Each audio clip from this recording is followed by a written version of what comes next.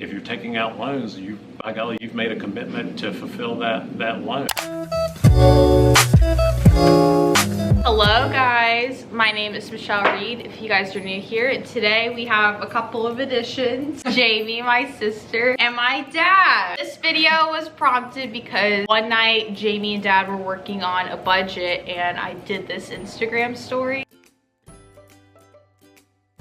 And it was really funny. A lot of you guys actually responded and said you guys wanted to get like some adulting advice, and I thought, what better adult to get advice from than my dad? Dad giving us post-grad tips because we both just graduated. But also for you guys, if you guys just graduated or if you are entering adulting. Tip number 1. Again, each day, just being committed to do your best each day. When you're taking a new job, you're starting out at a entry-level position, and it's easy to fall into the trap to think, well, you keep thinking and looking ahead down the road several years. Be faithful with the things that you have right now. So there's an old saying that says, he who is faithful with little will be made faithful with much. And we just saw it in our company even recently. One of our managers who managed one of our smaller markets, and he's just faithfully served in that market, and all at once this week he got a promotion to one of the larger markets, Colossians 3:23, that says, whatever you do, do heartily unto the Lord and not unto men. Whether therefore you eat, drink, or whatever you do all the glory of God. If you can end up using those as kind of your guides and your motivation each day. If you're working for God and being a reflection for Him, chances are you're going to be able to please your boss, your company, and your customers. To know wisdom and understanding. Tip number 2. When you're starting out in your career, you don't have a whole lot of experience yet. But if you can end up embracing these principles in the book of Proverbs, I guarantee you it will end up helping you expedite your career, and it'll end up making a huge impact on your life. And there's actually 31 chapters in the book of Proverbs. You could read a chapter a day, finish it in 1 month. Tip number 3. You know, actually, Jamie and Michelle said this a few years ago, and I thought this is a pretty good principle, noticing how many people are not thankful. Maintain an attitude of gratitude. You know, if you compare, we live in America, we have a nice house. Most of us do not end up having to worry about eating every day. And,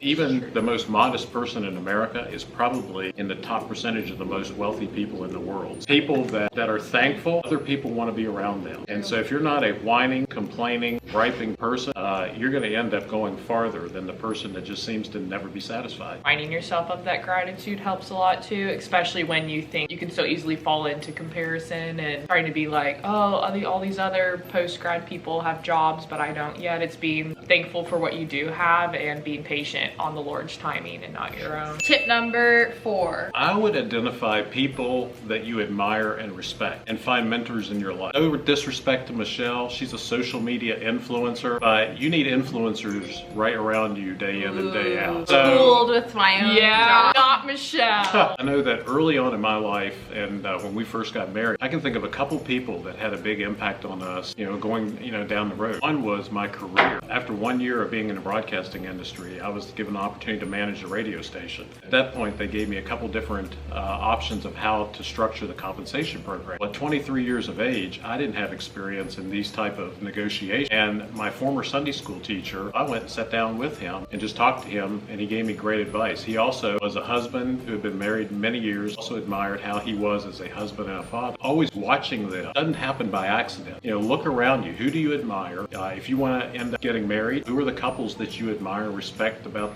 their relationship? You want to have kids someday. Who is a family that you can end up seeing that you just really respect that whole structure? So if there's someone that you admire in your work, take them for coffee, go out to lunch with them, start picking their brain. Find someone and just ask them to mentor you, because there are people out there, if they see someone with great potential and is hungry to learn, they'll invest and spend time with you. Tip number 5. Oh my goodness. He has several pages of notes for this video. That's tip number 5. Tip number 5. There's never too many notes. Let me shift a little bit to financial. Show me the money! When you're coming out as a graduate, now you've got to manage your money. First of all you need to live within your means. You can't spend more than you make. Do not compare yourself to other people. Know what you bring home every day. Set up a budget and then stick to your budget. An important factor in this is understanding the difference between needs and wants. I don't care how old you are, even someone who's 57 like me, there are things that I want want, and I have to balance the wants versus the needs. Girls know I'm an avid golfer. I love to play golf, but I have a budget. Even, you know, when we have 5 kids and the family size that we do, you know, the money's not unlimited. So what I have to do is figure out, you know, do I want to go play a real expensive course? If I do, that means I don't get to play as much that month. Or do I want to play more affordable courses and be able to play every week? You know, I don't know what that looks like in your life at your age, but you're going to have similar things that you have to make choices, and you need to end up sitting down and thinking, you know, what type of apartment do I want to live in? What type of car do I want to end up driving? Honestly, every time that you make a financial purchase, it's going to impact other purchases and other ways that you spend your money down the road. And you have to save and plan for emergencies. They are going to happen. If you have a car, it's going to break down at some point. You're going to have a car repair. Today, I mean, you're lucky if you can get out of an auto repair shop for under $500 if you have a car repair. So you have to start planning. Those things are going to end up happening. If you have a house, Lord knows you're always repairing something in a house. So you need to set aside that type of money. Master the principle of delayed gratification. You know, what gets a lot of people in trouble, cards. They see something that they want, and instead of saving up for that and paying for it when they have the money, put it on credit card. What you don't realize is now those payments over time, you're going to pay usually 50% more for the same thing versus if you saved ahead and ended up making that purchase after you saved the money. When you save and it takes more investment into making that purchase, you appreciate it more. And a lot of times what you think that you want right now, if you have to end up starting to save for it over a period of months, what you realize is the luster of that thing wore off, and it's not as much of a want as what you thought. And maybe add to this too, you need to think ahead. And I would, you know, maybe this goes back to part of the journaling process and that time, you know, every morning. Where do you want to be 3 to 5 years from now? What do you want your life to look like? What type of position do you think that you're going to end up being in? Think about that position. What type of skills are you going to have that you don't have now? How can you gain those skills? Are there courses online that you can start taking? Are there books that you can end up reading? Do you want to get married? You know, how do you prepare for marriage? Are there people that you can talk to who, like I said before, that you admire and can give you marital tips? You know, if you're getting ready to get married and you're going to have kids here, you know, in the next 3 to 5 years, what does parenting look like? How do you prepare for that? Regularly I will sit down and I'm always zooming out and saying, you know, where do I want to end up being the next 3 to 5 years? Where do I think that God's wanting us to end up to be as a family? You need to end up planning, preparing, and then you need to execute those plans. Typically, dreams don't come true unless you execute and put the dreams don't work unless you do. Ooh, there's a truth bomb from Michelle. That's when we come in, when we have little slide humor. It's a little plug. I mentioned a template in this video right here if you guys want to check it out. It's on Dropbox, so it's really easy to download. So. And my addition is listen to some Dave Ramsey. Yeah, Dave Ramsey's a great resource. He reiterated. Link down below. If you have his words in your mind, you'll feel guilty about purchases. Tip number 6. Find some way you can serve. I think today's media culture, and particularly, again, not cutting on Michelle, but I think that social media has contributed to this self-absorption world that we're in. So how can you serve other people? You know, is it your family? Is it your neighbors? Is it something through your church? Is it some type of volunteer? If life is only about you, it's a recipe for disaster.